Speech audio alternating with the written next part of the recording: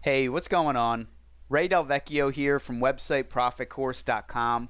One thing that I believe, and it's a reason I'm a big advocate of online education, is that you can learn anything that you want in this day and age as long as you have one thing, and that's natural curiosity. That's what led me to WordPress. That's what led me to build a website, a blog, and my YouTube channel. And everything from there has stemmed from that obsession. And I think the time it takes you to get to that point of success, however you want to define it, that has more to do with your habits and not your curiosity. I finally came to this conclusion basically at my lowest point when I was, eating like crap. I was a night owl. I was living at home. I was learning websites and I loved that side of things, but I still was feeling very negative and depressed. And a lot of that had to do with the bad habits that I'd built up and just other good habits fading away once I left school. So let's talk about that today. These are what I consider to be the pillar habits. And of course, over time, this might change. I may add some on. I may simplify this. But number one, you got to write down your goals and your priorities. I think this is a huge issue where people have so many good ideas, but they don't write it down. It escapes their mind. And the idea really never evolves from a vague thing in their head to, a realistic implementation. So I think one of the things you have to do, write things down on paper. When you have good ideas, when you have a concept of what you want to do to improve yourself, put it down on paper and make sure you look at it every single day. And I think this is maybe a meta habit. Whenever I'm focusing on creating a habit, I make sure that that's my priority the first thing in the morning. And more importantly, you'll start to break down that large goal into 1 to 2 hour tasks, which that's the only way you're going to get things done. Number two, and this is the one that I'm working on currently, it's use a calendar for all to-do items. Back in school, I used to have a written calendar, and that's really why I did so well in school. I wrote down everything that needed to be done. I did homework all the time, the night before. I was never one of those people that was doing it, the day of in another class. I was the person that people were like, hey, can you show me your homework for a second? And they wanted to just cheat off me. And I had a couple friends who, I helped them out, but I wasn't the type of person that was giving out my secrets because I knew I had to work hard for that. But then once I left school and wanted to build my own business, there's just so many things you can do. There's so many choices that you can make to grow your business. It's not like a curriculum where it's do X, Y, and Z. So I got away for a long time of using a calendar, and what I would do is just do works in long spurts. Like, I would be on the computer for 5 or 6 hours at a time, just working my way through whatever it is, website code, web design, copywriting, learning these different things, but I wasn't doing it on a set schedule with a rhythm. And I'm going to share with you a Google Sheet at the end of this video that you can use to track your time. So stay tuned for that. Number 3 here is you got to say no to stay proactive. Usually feel bad or feel guilty if you have to say no to somebody, whether it's an event, a social thing, going to the bar. And something that I just talked about in one of my last videos, which I'll link here, I went through the pros and cons of working from home. And one of the cons is that people don't really respect your time the same way that they would if you had a 9-to-5 job. If you're at home working, they think that you're available to do a lot of random stuff, and you have to turn people down. Now, one of the great benefits that I've found from using a calendar and tracking my time using that Google Sheet is at the end of the year, I can calculate exactly how much money I made per hour of work for a couple different buckets of income. That's the type of thing where when you realize that, pricing a project becomes a lot easier because you're less likely to undercut yourself. It also provides clarity on what type of work you can offload, because I can tell you I'm really bad at outsourcing. That's probably the next habit or thing that I'm going to work on for the next 12 to 18 months. Because I know that I do a lot of really repetitive, dumb tasks that are not highly valuable tasks. I can hand somebody a list of bullet points of how to do something and they could do it themselves, but I have a hard time letting go of that type of work. And I can be a perfectionist where if somebody doesn't do it in a certain way, that irks me, and that's really a problem with me, not with them. I should have lower standards so I can get people to help me. So if you have a way to calculate the value of your time when you're working for yourself, that's really going to help you focus your calendar. Number 5, I just touched on this. You got to create repeatable processes. That's really all a business is. This is how, a company like McDonald's that can be worldwide can operate with people that are right out of high school or in high school that don't really know that much. It's because there's standard operating procedures in place that they've developed that they could just hand over to people. Even though I'm not good at handing the handing over part, I think I'm really good at creating processes because I'm the type of person that I like working from processes. When I have to do a big project, I don't like doing any creativity within that project. I want to go off a list of processes that I've created over a long period of time. And then after it's done and it's launched, that's when I'll start thinking about new creative ways to add on to what I've already done. And over time, you're going to refine your processes. So I keep a spreadsheet of my standard operating procedures for both my local client websites along with my blog and my YouTube channel. Number 6 here, you got to actively prioritize your health. I told you the story at the beginning of this video about how I was a night owl. And instead of focusing on my business, I went through a 2 or 3 year period where I kind of put business to the side, and I realized that I had to get my health in order to have a good framework to build a solid business. So the first thing that I did was eat a little bit healthier. I didn't drastically change my diet, but then I wanted to change my sleep schedule. So I spent about 12 months flipping from going to bed about 4 a.m. or 5 a.m. to getting up at 5 or 6 a.m. But I can tell you, if you're doing things on a night schedule, it's just not good for your health. You got to see the sun, you got to get outside, and you got to get in tune with your circadian rhythm. I empathize with nurses and people like that who work a night shift, and they can't do that. And then once I had my sleep schedule taken care of, that's when I went hardcore into diet. I started eating whole foods and mainly low carb, and that's been a huge benefit.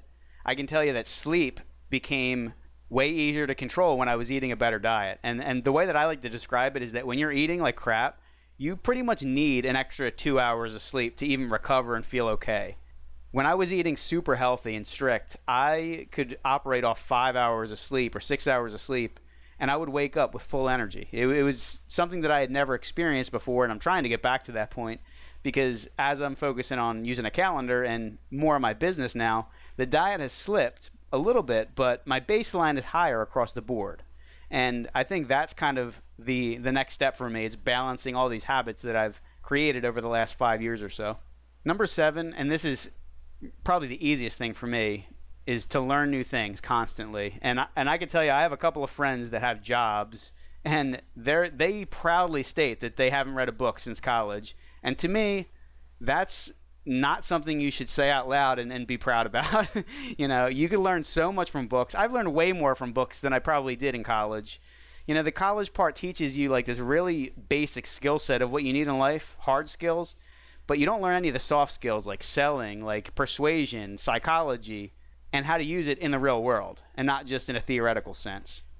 And that's where I think books and really YouTube and this whole online, internet explosion that we've had in the past 10 to 15 years, there's nothing you can't learn. Everything is online to learn it. The hard part is maybe the steps to do it or how to take what you learn and again, use it in a higher strategy. But any basic skill that you need in life, you can learn online today. And just to build on that, I saw a tweet the other day from a tech founder and entrepreneur that I follow. And he said that, he's dealt with hundreds and hundreds of people. And without a doubt, the number one trait between all the people who are the most successful is that they read books more than the other ones. And I 100% believe that because books pretty much give you wisdom of an entire life or somebody's experience in an industry in the course of maybe a week or two. And if you could do that long term, you can gain so much knowledge that you would never get through just your own experience. And this is another habit that I've never done. I don't have a habit for reading. I kind of read here and there. I go weeks at a time without reading, but I've still finished, 20 books or 25 books in the course of whatever it is, 5 years, 6 years.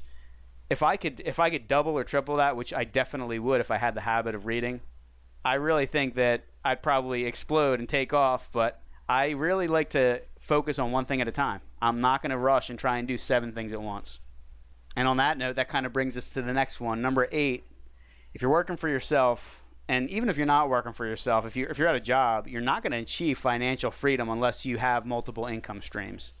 It's pretty rare for somebody to operate off of one income stream and build it to the point where it frees them from having the time obligations of an employer or working with clients every single day.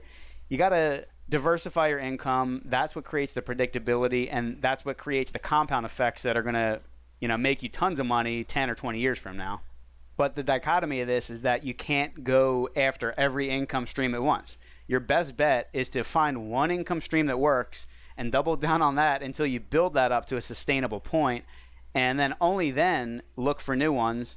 And even if you're looking for new ones, try and see if you can parlay it off of your main income stream, as opposed to going into two completely separate industries or doing something from scratch. And like for web design clients, not only do I offer them websites, but I'll manage ads for them, and I manage their profile online, their business reputation. One thing I'm working on this year is taking what I know about email marketing that I've used with my blog and try to implement that with some of my local clients. So the more you learn, the more you can earn. It kind of goes without saying, but you just got to go on the grind and do it. And number 9 here, like I just said, you got to build trust with your best customers. I have web design clients that have been with me for 10 years, and I expect them to be with me for another 10 years. I really don't have as many clients as people might think, and the big reason behind that is because I have this monthly package. I know what they're going to pay me every month. An important, philosophy of life is the 80-20 rule, and that pretty much states that 20% of your clients are going to result in 80% of your income. So do everything you can to treat those clients great and keep them long term, and they'll continue to spend money with you year after year. And like I have written down here, I really think that anybody can do this and achieve anything they want in life. The hard part is dedicating every single day for a long period of time. Like I said, 5 years, 10 years. Are you willing to do that every single day and do a little bit each day to push you forward and build that momentum and that compound interest? And most people aren't. That's the separator. It's not the knowledge. It's not the wisdom. It's not having a superior brain power. It's doing these little things every day and building up the habits of success. So that's all I got for this video, and I want you to take action now. I have 2 things here that are going to help you out building positive habits. The first one is a time tracker spreadsheet that I mentioned in the beginning of this video. I built this using Google Sheets, and this will chart your weekly productive hours across 3 different categories. So you can go ahead and download a template of that spreadsheet from websiteprofitcourse.com/tracker, and I'll include a link here in the top right and in the description below. The other thing that I think pretty much everybody on earth should do is create a blog and write about what you're passionate about. I don't think there's any better way to connect with people that are interested in the same things, and also to open up opportunities to you that wouldn't be available if you're just sending resumes to businesses in your local area. And you never know, one day that can turn into an online business where you're working 100% from home and making way more than you would at your regular job. Along with the theme of this video, that's not going to happen overnight, so get started right now. Go to websiteprofitcourse.com/WP101, and you can get free WordPress training to learn how to create your blog. And I will also link that up in the top right in the description below.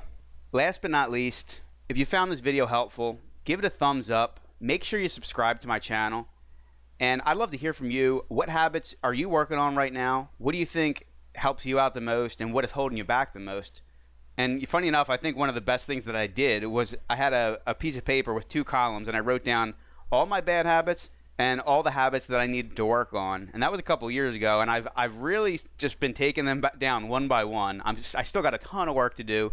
Everybody does. It's impossible to live, a perfect lifestyle, but the habits are what make successful living a lot easier. I really appreciate you taking the time to watch this video, and I hope you join me on the next one. Thanks a lot and have a great day.